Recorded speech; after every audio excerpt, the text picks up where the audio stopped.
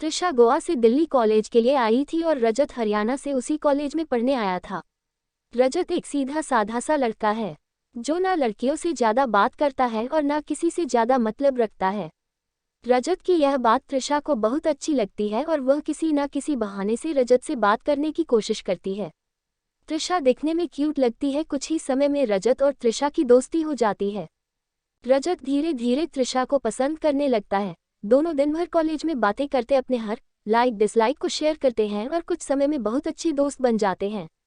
रजत की लाइफ में पहले कभी कोई लड़की आई नहीं थी, जबकि त्रिशा के पहले दोस्त थे और वह सबसे बात करती है। रजत को ये पसंद नहीं था। एक दिन बातों ही बातों में रजत त्रिशा को अपने दिल की बात बता देता है। त्रिशा उससे एक दिन का वक्त मांगती और कहती है, मैं कल तुम्हें इसका जवाब दूंगी। त्रिशा सोचती, जब रजत कॉलेज पढ़ने आया था तब वह सिर्फ पढ़ाई पर ध्यान देता था, पर अब उसका पूरा ध्यान मुझ पर रहता है। अगर मैं इसकी गर्लफ्रेंड बन जाऊंगी तो ये पढ़ाई भूल जाएगा और मुझ में ही लगा रहेगा।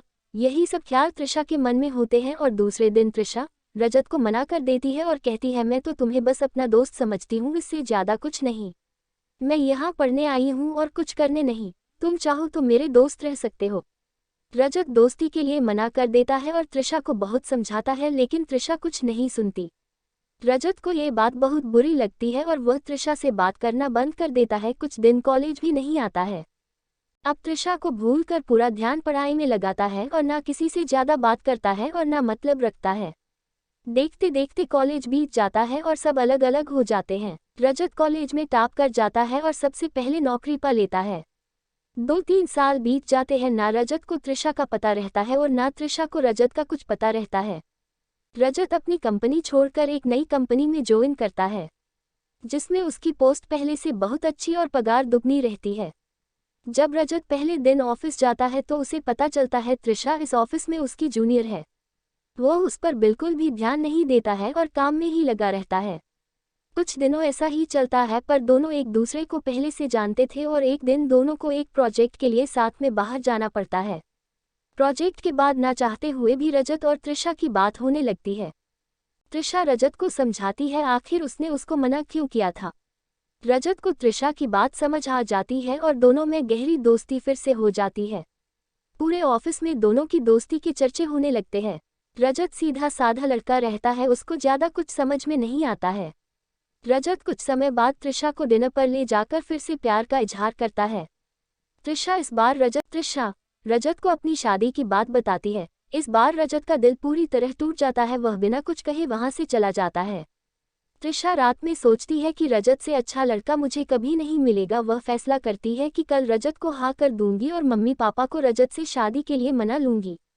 जब दूसरे दिन त्रिशा ऑफिस जाती है तो उसको पता चलता है कि रजत ऑफिस छोड़कर चला गया और दोबारा कभी कंपनी में नहीं आएगा। जाते जाते रजत त्रिशा को एक खत लिख जाता है। जिस दिन मैंने तुम्हें देखा था उसी दिन से मैं तुमसे प्यार करता हूँ। मैं तुम्हें जिंदगी में कभी नहीं भूल पाऊंगा। तुम जहाँ भी रहो, जिसके साथ भी रहो, खुश रहो।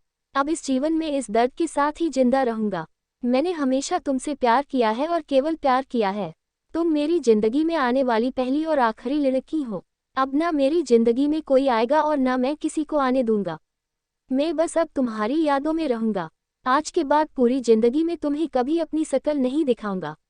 बस भगवान से यही दुआ करता हूँ, तुम जहाँ भी रहो खुश रहो और शादी के लिए बहुत बहुत शुभकामनाएं।